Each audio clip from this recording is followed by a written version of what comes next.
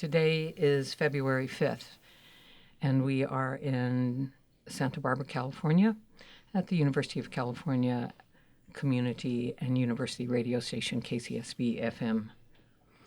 With us happily today, with me, Elizabeth Robinson, and Gary Colmenar, are two people who are going to be speaking on campus today, much to our delight, because this event couldn't have happened a year ago, and because the people who are here are Alejandro Molina and Oscar López Rivera.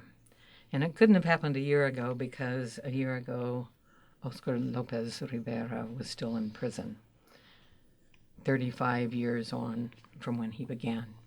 We're going to begin today by asking you, Oscar, to address your political history as it's constructed right now. And what I'm thinking of particularly was in speaking with a young person about your speaking here and how I hoped he would participate. The response was, why are we bringing a terrorist here? The ones who have the power to define will always define whether they have the facts or not. So I pay very little attention to being defined as a terrorist or being defined as a criminal, because the one source, the main source of defining in this country is the U.S. government and its agencies. And I don't think that there's a single agency in the control of the U.S. government that will ever say that the United States is a terrorism sponsoring nation. They will say that the United States is a democratic country without really taking into consideration the history of this nation. And I remind people that this nation was founded on hatred and fear, and the hatred and fear still prevails in this nation. If we listen to the speeches of Donald Trump or his tweets, we can see that still the spirit that prevails in this country. Now, in terms of myself, I can tell people this much: I have never killed anyone. Even in Vietnam, I know that I fire a weapon, but I know I never wounded or killed anyone. So, and it was participating in a war that we all know that it was an unjust and criminal war. Now, in terms of my work, in terms of my activities, I've worked hard in the Puerto Rican community, but not only for Puerto Ricans. I've struggled with the African American community. I've struggled with the Latino community in general. First of all, what I would like to do is thank the citizens of this country who supported the campaign of our incarceration, the citizens of this country who supported our struggle in Vieques, and the people in this country who love freedom and justice. And I would like to thank all of them, and I hope that in the future we continue to try to work together, and hopefully that we can turn this world into a better and more just world, more just and better world.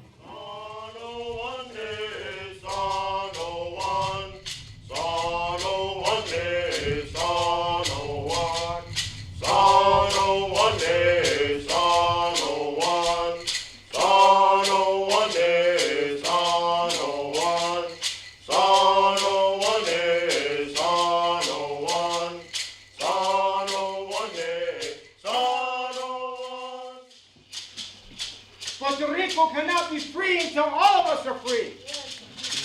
Puerto Rico cannot be free unless we understand the relationship of the economy. Puerto Rico cannot be free unless indigenous people are free.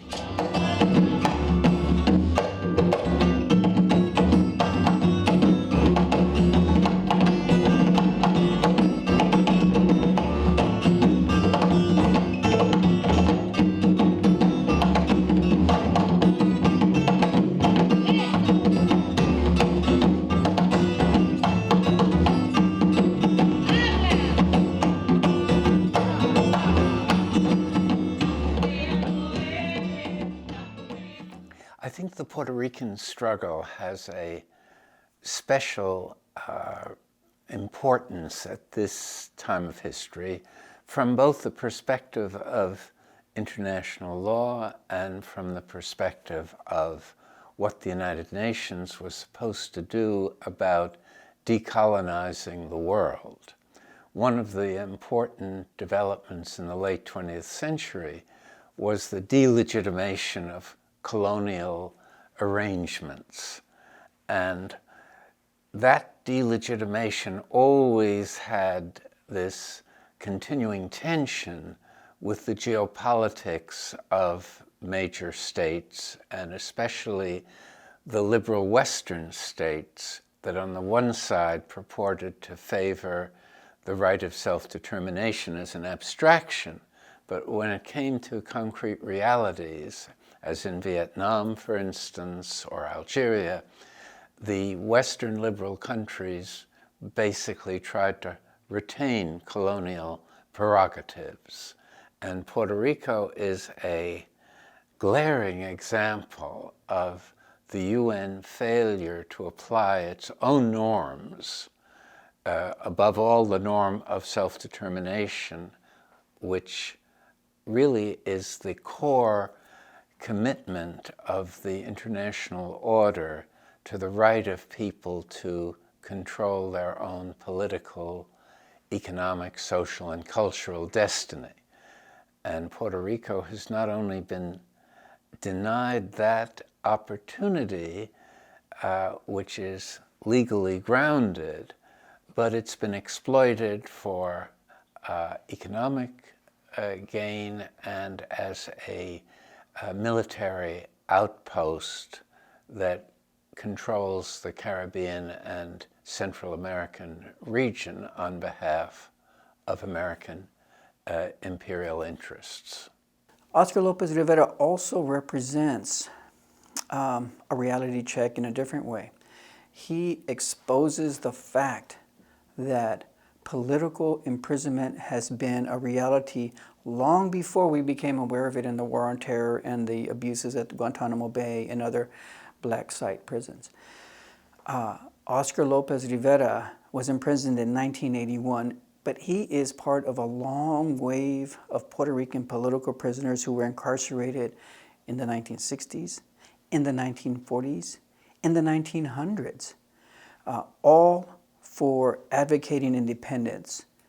And very many of them, actually almost all of them, were imprisoned for non-violent acts. They did not shed blood, yet they were in prison. So what he's representing to us, what he's reflecting to us, is the reality that our society is using prisons for political purposes. We have political prisoners in the U.S. The struggles of all people are interconnected. And so there's a basis of colonialism, there's a basis of racism, there's other kinds of things that connect all these struggles. And Oscar would tell you that one of the people who really impressed him was Martin Luther King, somebody who has some different philosophies than him, but also so much similarities, right? And when he saw Martin Luther King in Chicago, that's where Oscar was based, walking down the street with racist taunts on both sides of him all around, and walking straight and tall and proud and doing what needed to be done despite any fear, despite any concerns for personal safety, that meant something to him. Another person who meant something to him was Reverend Michael Yasutake, a Japanese-American Episcopalian minister who also had some different views, political philosophies from Oscar, but who also supported the Puerto Rican movement fiercely. And he says he was just telling me today, Michael Yasutake is one of those people who just walks the steady road, you know, and he said that Michael Yasutake taught him to not let hate affect you. And he said that was such a powerful lesson. And so I think that there's a very human condition that connects all of us. But I also think that when you think about the Black political prisoners who remain in prison, the Puerto Rican movement and community has been able to, across multiple generations, win the release of Puerto Rican political prisoners in ways that we haven't been able to do for our Black political prisoners. And so there's much to learn. To me, colonialism wasn't just about like physically taking over another community's land or the physical land. It was also about instilling practices that would harm that community, that would make it harder for them to succeed and to prosper. And one of those is patriarchy. And so the way that Western empires brought in patriarchy to communities of color, and not to say that it was never there before, but it is a double sort of patriarchy that women of color now had to face because of the legacies and the implications that colonizers left in our communities. And so we're constantly having to battle sexism, right, based off gender, but also racism that the women who are not of color will never understand. The way that colonizers brought in patriarchy in various ways of constructing the private and the public sphere, of saying that we need saving, right? We need liberation to justify things like U.S. imperialism today. And so when we're talking about global colonization, I see it as a bigger conversation that's specific to women. And because women were always used, kind of the bodies of women were always used as a political tool by the white men and by colonizers to colonize the physical land, to me that translates into the only way we can really liberate ourselves and to really fight against colonization is for women of color and feminism of color to be kind of the leader of that movement. And that can only happen if we understand the patriarchy, right, that colonization brought into our communities, and understand that feminism is not just about, women getting to pick whether or not they wear makeup, right? That's not feminism to me. Feminism to me is fighting against racism and oppression and classism and colonization, a lot of the aspects that the colonizers did bring into our communities. He is willing to talk to different communities, especially communities of color who are suffering from the same types of systemic racism, exploitation in their own communities, and he tries to make coalitions and building bridges in addressing their issues, because their issues are similar issues that he is trying to fight for with Puerto Rico.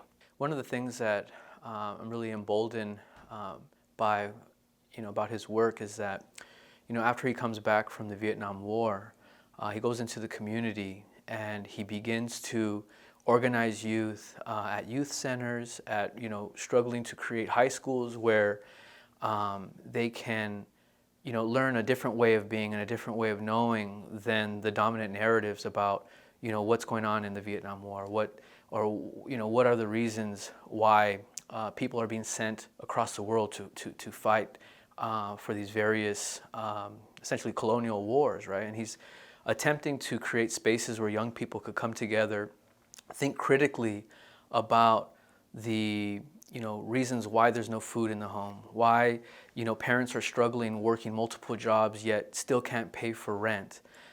He's creating a space for young people to develop themselves artistically, creatively, and a space where they can ground with one another in ways that are very meaningful to their own lives.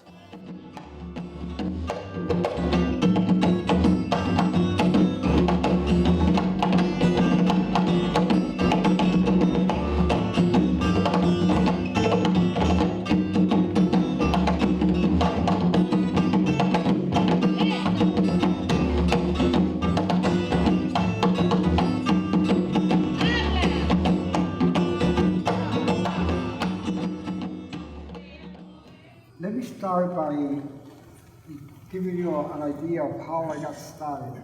I came home from Vietnam in 1967, March 1967, and soon after I came home, it was Dr. Martin Luther King who condemned the war in Vietnam. He called it a criminal war. And I had just come home from that criminal war. And fortunately, there were many young people already opposing the Vietnam War. So I was one of those soldiers who came home and started as an opponent of the war in Vietnam. It was also in 1967 when Muhammad Ali decided to refuse to be drafted by the U.S. military because, according to him, the Vietnamese people had not done anything to him. And it was a big sacrifice because he was at the top of his career. And for 4 years, he almost went broke. He couldn't get a fight, he couldn't do anything. So I think that those two individuals, just those two individuals, taught us a great deal about why not join the military, or why not participate in wars that are criminal or unjust. And when I got home, I had no knowledge of Vietnam, but I had promised myself that I would find out what the war was all about.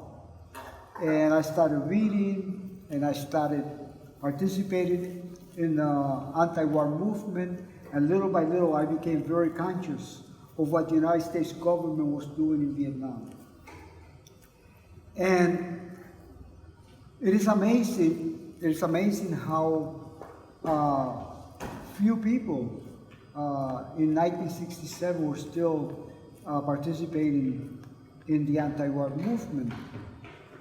The war lasted until 1975, and out of the war, almost 60,000 Americans were killed, including in that group many Latinos. There were Chicanos who were killed, there were Puerto Ricans who were killed, there were African Americans who were killed. And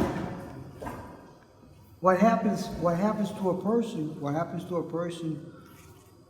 who doesn't get killed but comes home completely devastated? And one of the things that sometimes I tell people is useful to visit a veterans hospital to see the conditions of people who have been involved in wars. After I came home, I was working for the Veterans Administration on a program for Vietnam veterans.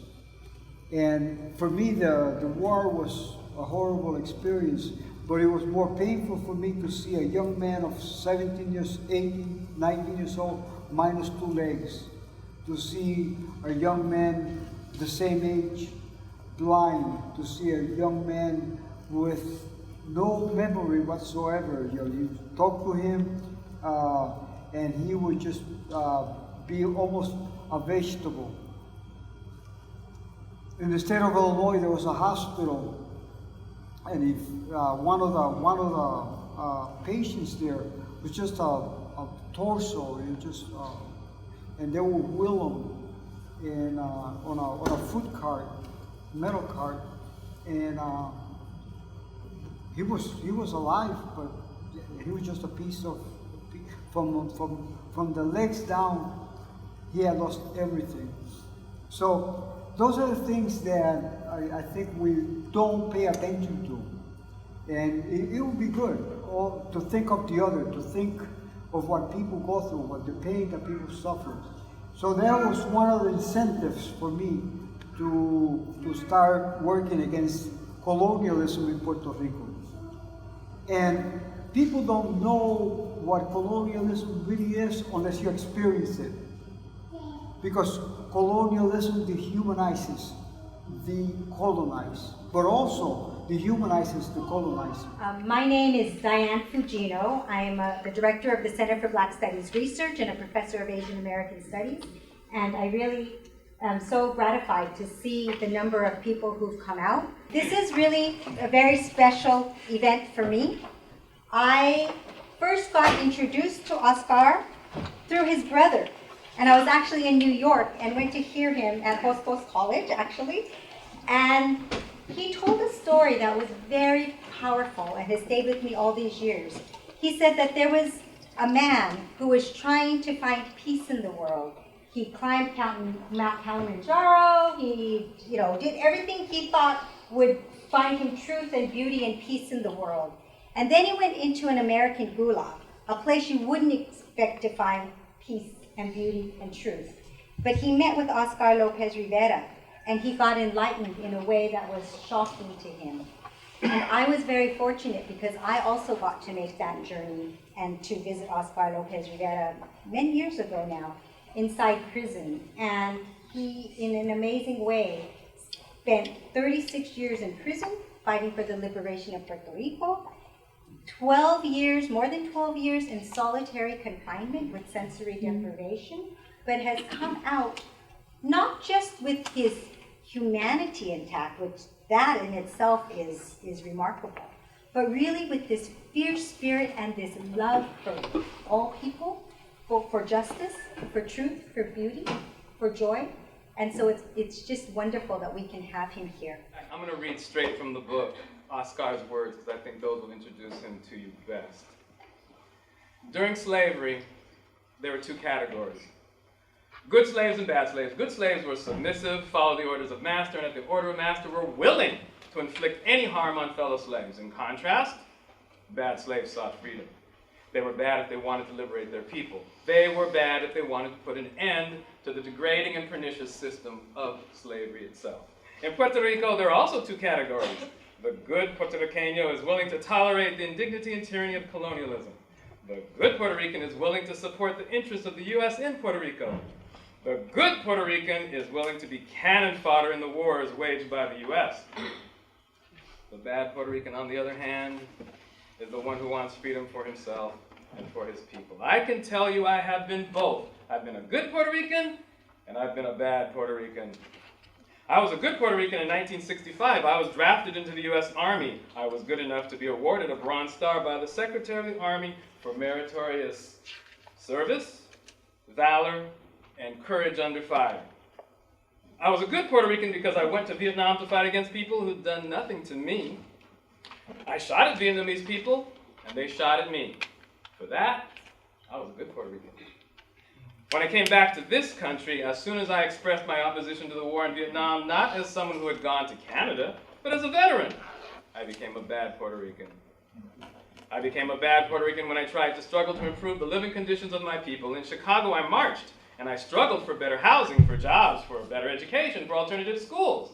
But more than anything, I struggled to help Puerto Rican people, my own people, despite all these struggles. As a Puerto Rican, I have to seek the independence of my homeland. I can do no other. Please welcome to the stage, out of Campo, Oscar López Rivera.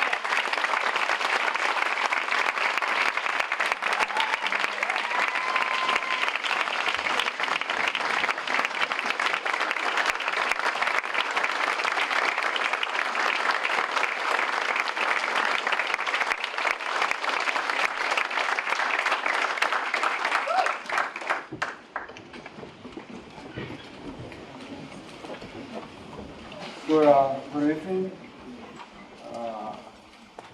buenas noches a todos y a todas, y mucho amor para todos, or much love for everyone here. I would like to thank the brothers on the Shumash. And one thing that I'm going to start off tonight is to talk about political prisoners in the United States. Since the brother mentioned Leonard Peltier, I spent 2 years, a little bit over 2 years with Leonard. I thought that he would be out of prison before I would be out of prison. And unfortunately, Leonard's still behind bars. From 1976 until now, he's been in prison. That was 5 years before I entered prison. And as Leonard, there are many others who remain behind bars. And for me, it is difficult to even mention their names because it's painful. But I think that if all of us do something, it could be a letter, it could be a message, it could be practically anything that you can do to be in touch with any of the political prisoners, please do so. Because you will be doing something positive. Sometimes a letter is very significant. As an expression of solidarity, it gives strength. Compassionate solidarity is something that is powerful. And I believe that any political prisoner who gets a letter from the outside world welcomes it. And at least there's that opportunity of sharing and learning. Because political prisoners have a lot to share and a lot to give to the outside world. So I beg of all of you to think and do something to help excarcerate and bring to the other side of the walls our political prisoners. What does independence mean to Puerto Rico?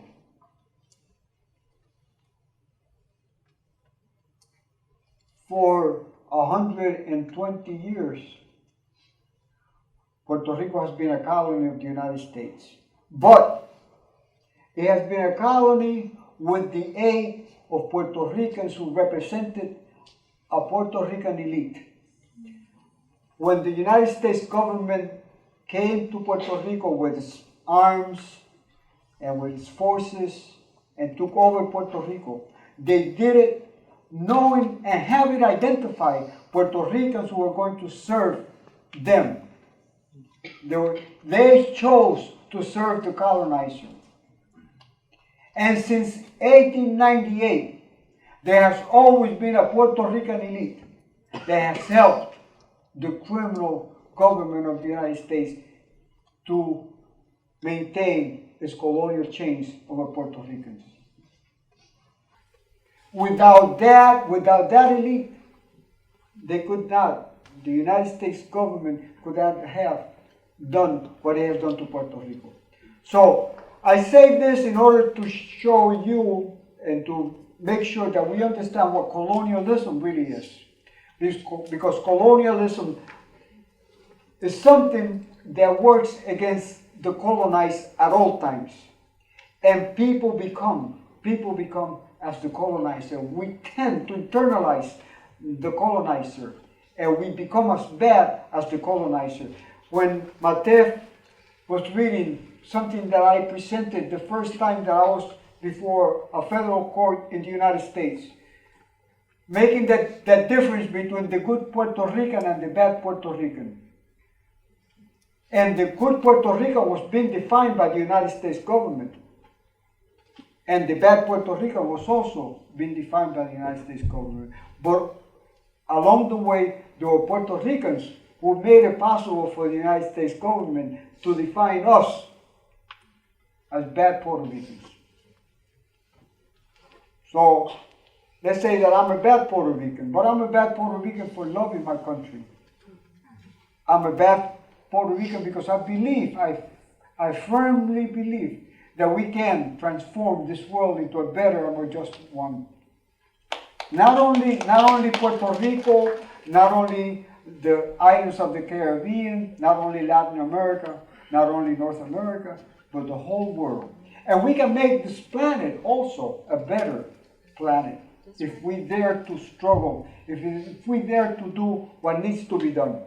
For Puerto Ricans, it is important to see that we have to feel comfortable with independence, no matter how difficult the first moments will be, but that we can do it. And one of the things that we're told from the moment that we enter school, And this is how indoctrination really works. We're told that Puerto Rico is too small to be an independent and sovereign nation. We're told that, I was even told that if Puerto Rican try to dig and look into natural resources, that the island will sink because it's small. And that's part of the education system. That was in the schools where I was learning that. In the schools in Puerto Rico. And when we look at the lies and all the things that we're told, and we can see how indoctrination really works and how dependence is perpetuated, and how dependence is almost forced on us, because the United States government is not giving us anything. It's not giving us anything. They extract from Puerto Rico a lot of things. For example, if Walmart is in Puerto Rico, they have a waging system and a working system, where the worker is not going to be making the same money as a Walmart worker anywhere in the United States. That's number one. But when if I go to Walmart and I enter my credit card and buy, automatically that money doesn't go to any Puerto Rican bank or any bank in Puerto Rico. It comes to a bank in the United States. And if the gross national product of Puerto Rico on a yearly basis is $45-50 billion, all that money comes to the United States. It doesn't stay in Puerto Rico. We have never been able to develop an internal market because all the money comes to the United States. From the moment that the United States arrived in Puerto Rico until now. That's the reality. In order for a nation to be independent and to be needs to have its own internal market. It has to have capital, it has to have the wealth to move it. And the capital could be human capital. Because in the long run, it is the human being that is the most important resource to any nation. So here we are. This is 2018. We're still a colony of the United States. And now, more than ever, is where we find Puerto Rico in its worst conditions. Last year, the United States government imposed, no, a year before, 2 years ago, the United States government imposed something, a law called Promesa. It's nice, it sounds Spanish, it sounds Puerto Rican, but it's not, it's done by the U.S. Congress.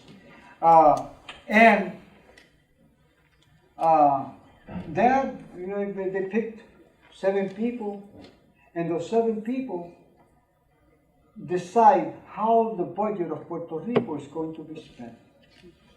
So they started with a possible amount of money that they're going to take out of the University of Puerto Rico, which is $500 million.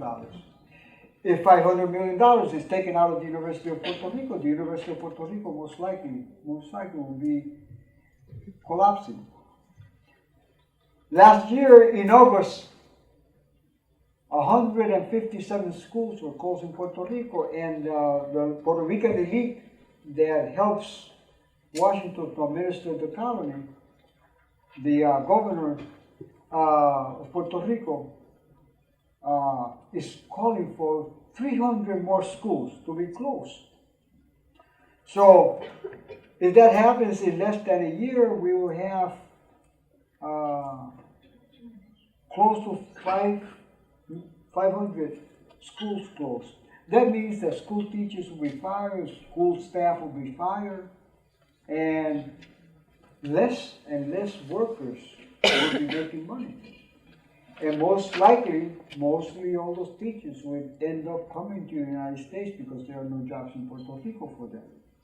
So that's just one example of what is in the process of happening to Puerto Rico thanks to the Fiscal Control Board. But the Fiscal Control Board's only purpose in Puerto Rico is to make sure that $74 billion of an odious debt is paid. And we know it's odious because we have asked for audit of the debt. And it's been denied, it's been denied, it's been denied. And nobody in Puerto Rico knows exactly how the $74 billion were spent. Now, supposedly we're citizens of the United States. So I would imagine that if they would call for an audit in the state of California for billions of dollars spent by the government, most likely some court would say, yes, we will definitely have an audit of that debt. But in Puerto Rico, that's not the case. Anyway, the problem is just not only limited to the Fiscal Control Board, but it's also right now made worse by a hurricane that hit Puerto Rico. And the hurricane, it's not that the hurricane created the crisis was there, but we have conditions that are really, really sad and painful when we have people without electricity, without water, and living in terrible, inhumane conditions. It should be a right for every human being to have a place to live, adequate, an education, be able to have a job, decent wages, enough to live on the wages of his work or her work. But we don't have that. Right now they're proposing for young people ages 18 to 25 that the minimum salary should be $4.50. There's a $7.25 right now minimum wage in Puerto Rico. They will bring it to $4.50. Now, the cost of living in Puerto Rico is bigger, it's more expensive than in the United States. And imagine a young person at age 18 working for $4.50. And at the same time, that same young person, the university's doors will be closed to him and to her. No doubt about that. So the plight of the Puerto Rican is greater than some of us think it is. And then we continue having this brain drain. Since 1998, we have lost mostly all our doctors, the best doctors we've lost them, engineers, teachers. So the human resource, that brain drain that we are experiencing in Puerto Rico is a painful one, because those are the people that can do more to make Puerto Rico the nation that it has the potential of being, but we're losing them. It isn't just about Oscar López Rivera, the man, right? It's what he symbolizes. And he symbolizes a fierce determination against colonialism. And he believes very strongly, as the United Nations says, that colonialism is the crime. And he is somebody who, in 1999, when his 11 compañeros and compañeras were released, he could have been released. He would have had to stay in prison for 10 more years, and he would have been released in 2009. And he refused it, in part because another compañero remained in prison. And also, he was remembering back to the Puerto Rican nationalists from the 1950s who spent 25 years in prison, were released in the late 70s. At that time, were the longest held prisoners in the Western Hemisphere. And when they got out unconditionally. And he was saying that the Puerto Ricans should be pardoning the United States for all these years of colonialism and the violence and poverty that it entails, and not the other way around. So here is a man who would forego his own freedom for a larger sense of social justice that he believes in. And so he comes out and he's continuing to fight for this. Oscar López Rivera was in prison for 35 years. And he was in prison for fighting for the independence for his country. And if that doesn't outrage anyone, then we have to really look ourselves in the mirror and we have to ask ourselves what we really stand for. Because, you see, he's a decorated Vietnam veteran, and at the same time, he never shed any blood, even in Vietnam. He was in prison for protesting and for engaging in direct resistance to U.S. colonization, but he never shed any blood. Yet he served 35 years in prison. And what his release represents to us, represents to Americans and to everyone in the world, is again a morality check. He's the mirror that we look at and we ask ourselves, and we need to ask ourselves, what have we done and what are we doing to prevent these types of atrocities from ever happening again? This is a person who loves his country. He loves Americans.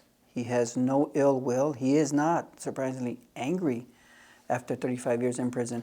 He's someone who's still motivated by a love of freedom, a freedom for all. He has not advocated violence. He is simply fighting for his own self-determination.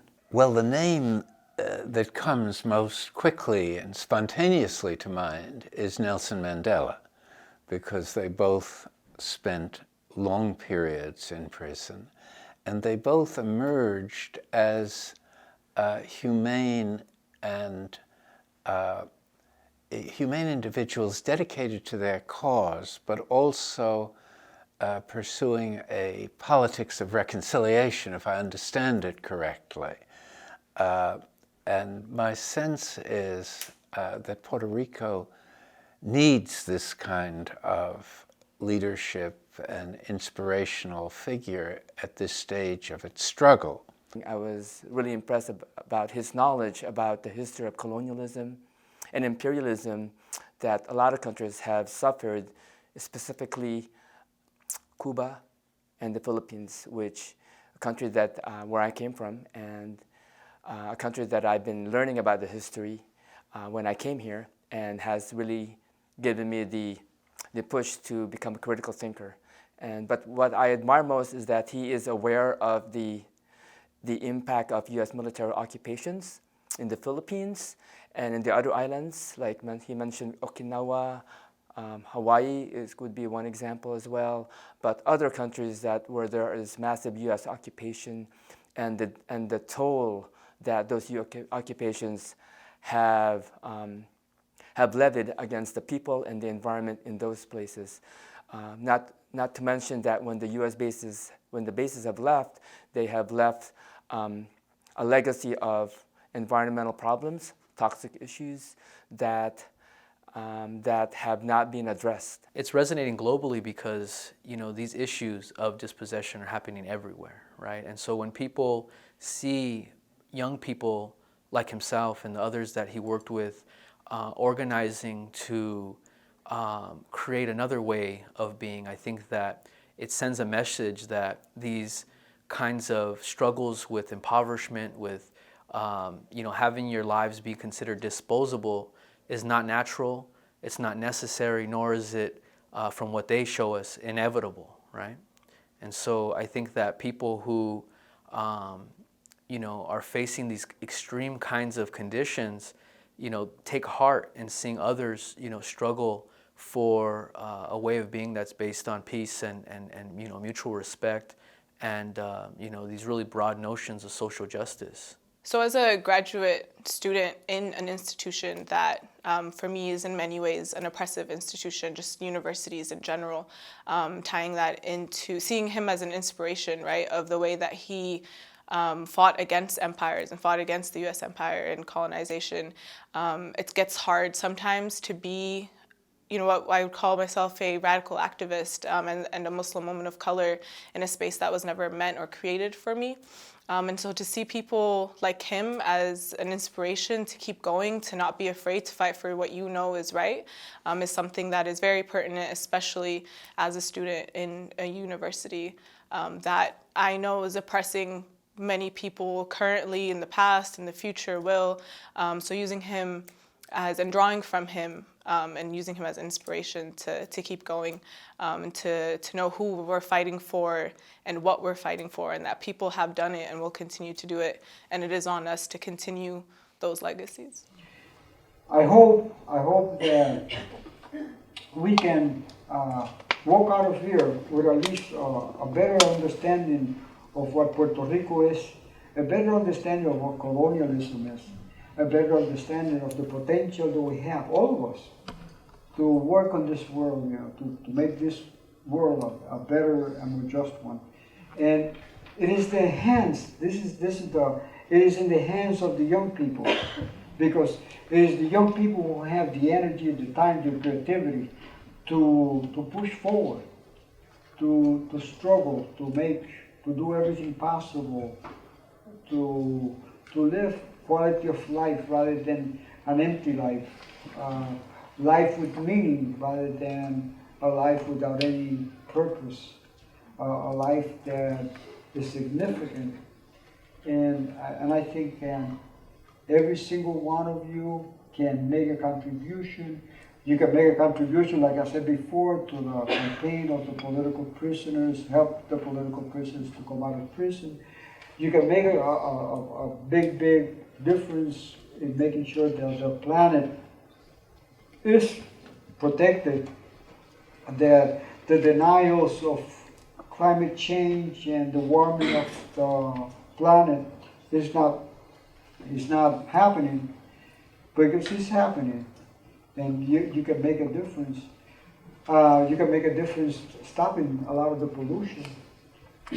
And you can also make a difference if you help in the struggle for the decolonization of Puerto Rico, and to have governments in different parts of the world that dignify humanity.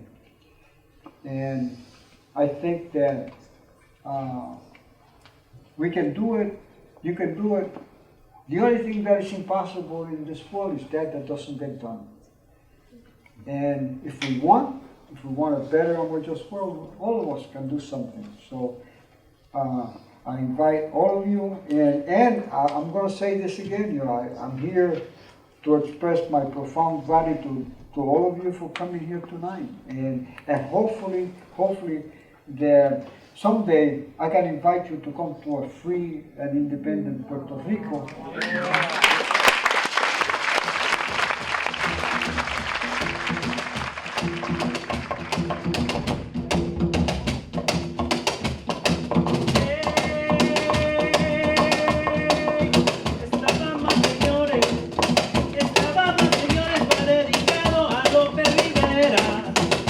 López Rivera, allá arriba, allá arriba, allá arriba, allá arriba, allá arriba.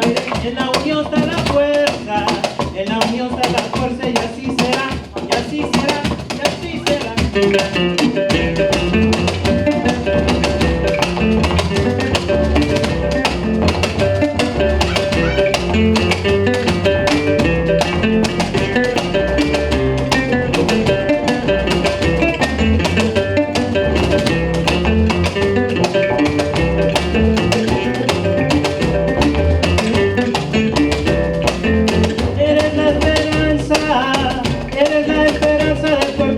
Allá arriba, allá arriba, allá arriba, allá arriba, allá arriba iré hasta la independencia, hasta la independencia de Puerto Rico, de Puerto Rico, de Puerto Rico.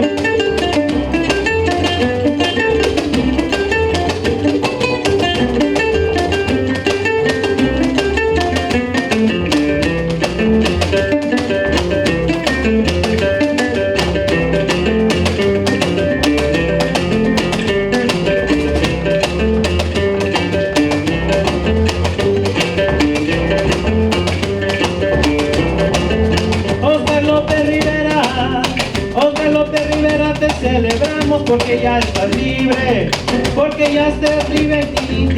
Ay arriba y arriba, ay arriba y arriba y arriba iré y seguimos la lucha. Y seguimos la lucha y así será, y así será.